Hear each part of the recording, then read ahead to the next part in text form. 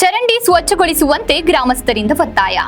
ಚಳ್ಳಕೆರೆ ತಾಲೂಕಿನ ನನ್ನಿಫಾಳ ಗ್ರಾಮದಲ್ಲಿ ಚರಂಡಿ ಸ್ವಚ್ಛಗೊಳಿಸದ ಕಾರಣ ಮಳೆ ಬಂದಾಗ ಚರಂಡಿ ನೀರು ಮನೆಗಳಿಗೆ ನುಗ್ಗಿ ಅವಾಂತರ ಸೃಷ್ಟಿ ಮಾಡುತ್ತಿದ್ದು, ಚರಂಡಿ ಸ್ವಚ್ಛಗೊಳಿಸುವಂತೆ ಇಲ್ಲಿನ ಗ್ರಾಮಸ್ಥರು ಒತ್ತಾಯಿಸಿದ್ದಾರೆ.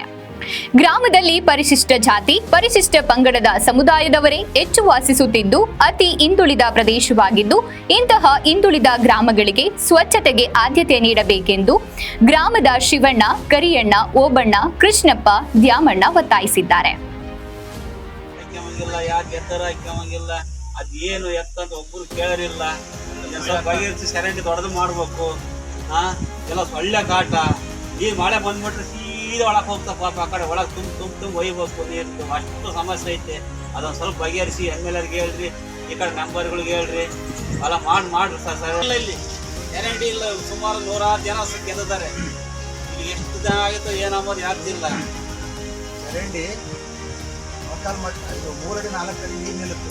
2 ಮಂದಿ ಸಾಕು ಹೋಗ್ಲಿಕ್ಕೆ ಏನಾಗಿದೆ ಅಂತ ಹೇಳಿದ್ರೆ ಎತ್ತು ಐಟ್ ಇದ್ದಾವೆ, ಚರಂಡಿ ಡೌನ್ ಇದ್ದಾವೆ. ಹಾಗಾಗಿ ನೀರೆಲ್ಲ ವಾಪಸ್ ಇವತ್ತು ಬಂದು ಮನೆ ಒಳಗೆ ಹೋಗುತ್ತೆ. ಮನೆಯೊಳಗೆ ದವಸದಾಂಗೆಲ್ಲ ನೆಂದ್ಬಿಟ್ಟು ಮತ್ತು ಮನೆಯೊಳಗಿರ್ತಕ್ಕಂಥ ವಸ್ತುಗಳೆಲ್ಲ ನೆಂದ್ಬಿಟ್ಟು ರೈತರಿಗೆ ಮತ್ತು ಎಲ್ಲ ರೈತರಿಗೆ ತೊಂದರೆ ಆಗಿದೆ. ಶಾಸಕರು ಕೂಡ ಚುನಾವಣೆ ಸಂದರ್ಭದಲ್ಲಿ ಬಂದಿದ್ದು, ಅವ್ರ ಗಮನ ಕೂಡ ಬಂದಿತ್ತು. ಜನಸಂಪರ್ಕ ಸಭೆಯಲ್ಲಿ ಆಗಿತ್ತು. ಮತ್ತು ನಮ್ಮ ಪಿಡಬ್ಲ್ಯೂ ಇಲಾಖೆ ಇಂಜಿನಿಯರ್ ವಿಜಯಕುಮಾರ್ ಕೂಡ ಬಂದಿದ್ದರು. ಬಂದು ನೋಡಿಬಿಟ್ಟು ನಮ್ಮ ಹತ್ರ ಅನುದಾನ ಇಲ್ಲ, ನಾವೇನು ಮಾಡಲಿಕ್ಕಾಗಲ್ಲ ಅಂತ ಹೇಳ್ಬಿಟ್ಟು ವಾಪಸ್ ಹೋಗಿ ಬಿಟ್ಟರೆ ಮತ್ತು ಇದುವರೆಗೆ ಏನಾಗಲ್ಲ. ತಕ್ಷಣಕ್ಕೆ ಇಲ್ಲಿ 1-2 ಅರ್ಜೆಂಟ್ ಡಕ್ ಆಗಬೇಕು. ಡಕ್ಕಾಗಿ ಈ ನೀರನ್ನು ಸೀದಾ ಕೆರೆಗೆ ಹೋಗ್ತಕ್ಕಂಥ ವ್ಯವಸ್ಥೆಯನ್ನು ಮಾಡಿಕೊಡ್ಬೇಕು. ಇದು ಗ್ರಾಮಸ್ಥರದ ಸುಮಾರು 30 ವರ್ಷದ ಬೇಡಿಕೆ.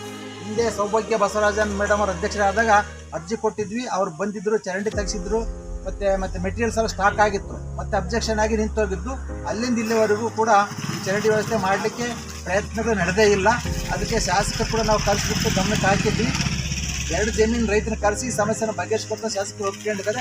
ಮುಂದಿನ ಸಂಪರ್ಕ ಸಭೆ, ಜನಸಂಪರ್ಕ ಸಭೆ ಆಗೋದ್ರೊಳಗೇ ಈ ಸಮಸ್ಯೆ ಬಗೆಹರಿಬೇಕು ಅಂತ ಹೇಳ್ಬಿಟ್ಟು ಎಲ್ಲರ ಈ ಗ್ರಾಮದ ಕಾಲೋನಿಯ ರೈತರ ಒಂದು ಬೇಡಿಕೆ ಇದೆ, ಜನರ ಬೇಡಿಕೆ ಇದೆ. ನಿಮ್ಮ ಹೆಸರು?